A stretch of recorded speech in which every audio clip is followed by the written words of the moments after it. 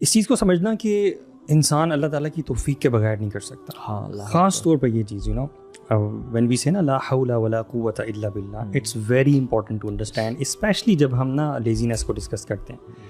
لیزینس کو اوور کم کرنے کے لیے ہم بھول جاتے ہیں کہ یار ہم اللہ تعالیٰ سے بھی توفیق مانگ سکتے ہیں کہ اللہ تو ہمیں توفیق دے کہ ہم لیزینس کو اوور کم کریں. This is my brothers, I'm telling you, this is the only thing that we leave behind.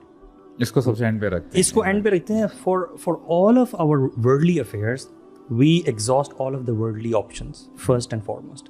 The only thing we forget is asking the tawfiq from Allah subhanahu wa ta'ala. You know, bro, یہ تو یعنی جیسے آپ کہہ رہے ہیں, آپ نے کہا نا یہ ہمیں بھی میں سمجھتا ہوں یہی مانگنی چاہیے, یہی مانگنی چاہیے. You know, the very reason why so many صحابہ, جس طرح سے آپ نے مینشن کیا, were able to achieve so much in such a short span of life was their connection with Allah subhanahu wa ta'ala. They had the motivation, they were with the best of other people, but with their connection with Allah subhanahu wa ta'ala. ہماری دعاؤں کا جو ہے ہمارے زندگی میں اعمال پہ کتنا بڑا افیکٹ ہے برو.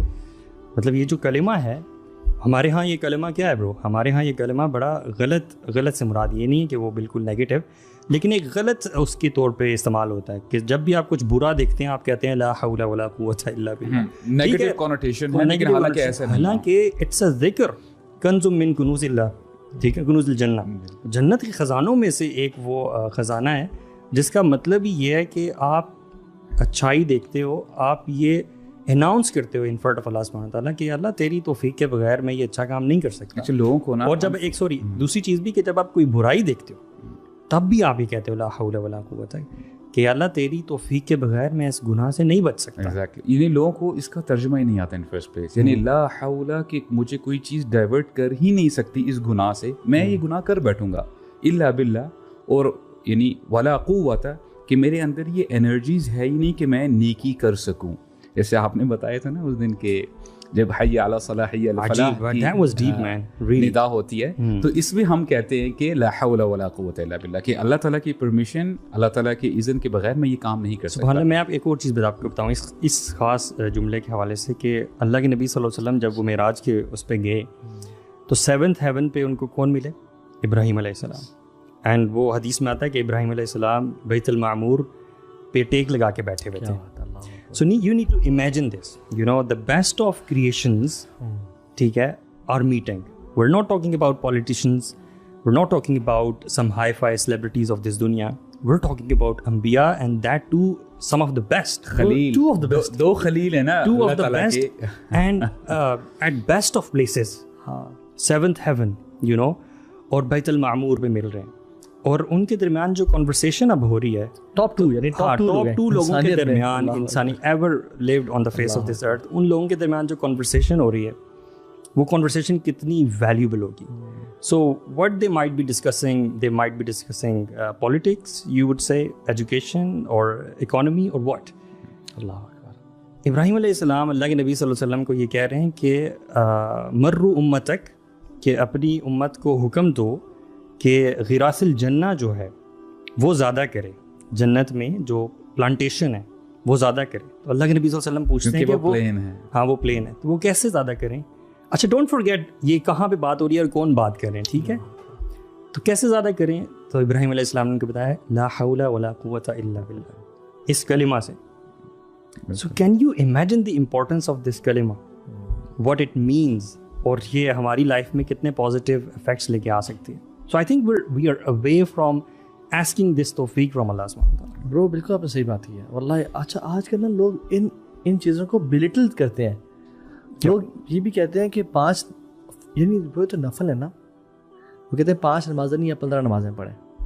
جب تک آپ XYZ خلافت کی محنت نہیں کر رہے نا, تب تک آپ کچھ بھی نہیں کر رہے. یعنی عجیب کانسیپٹس. ہاں یس ایکٹیویزم ہے ضروری, لوگوں کا دین کی طرف, اور ہر مسلمان چاہتا ہے کہ خلافت کا نظام ہو, بٹ عبادات کو بلیٹل کر کے اور ایسے لوگوں کے عام طور پہ معاملات دین داری کے حوالے سے, پرائیویسیز کے حوالے سے بہت, I think this is a natural inclination of human beings. Of course ہم شیطان کو اس پوری ایکویژن میں سے نکال نہیں سکتے. دنیا کے تمام دوسرے میٹرز میں شاید آپ کی اپنی لیزینس کی کوئی اور وجوہات ہوتی ہوں, but when we talk about the عبادات, دا دین آف اللہ سبحانہ و تعالیٰ, تو اس میں شیطان کا ایک بہت بڑا ہاتھ ہے, ٹھیک ہے. تو یہ ایک نیچرل مجھے لگتا ہے کہ انکلینیشن ہے کہ عبادات، اذکار، دعائیں اگر آپ ان پہ محنت کر کے اپنے آپ کو یاد نہیں رکھواؤ گے نا کہ یہ کتنی امپورٹنٹ ہے، تو شیطان آپ کو بھلا دے گا. یہ بیسک سٹیپس ہیں. جیسے وہ اللہ تعالیٰ کے اولیاء کے حوالے سے جو حدیث ہے نا، اس میں یہ کون اسپیشل لوگ ہیں، ان میں سے کیٹیگری نمبر 1 اس شخص کی ہے جو اللہ تعالیٰ نے فرائض بتائے ہیں، جو مینڈیٹری ایکشنز ہیں، ان میں یہ کوتاہی نہیں کرتا. اب آپ مجھے بتائیں کہ جس شخص کو 5 دفعہ اللہ اکبر کی صدا آ رہی ہے اور وہ مسجد نہیں جا پا رہا، حی علی الفلاح کی طرف نہیں جا پا رہا، اور وہ نظام چینج کرنے کی بات کرتے ہیں، دین دیر از اے سیریس پرابلم. یہاں پہ پرابلم ہے، رائٹ، کہ جو بیسک سٹیپس ہے بھی وہاں پہ نہیں جا رہا، رائٹ.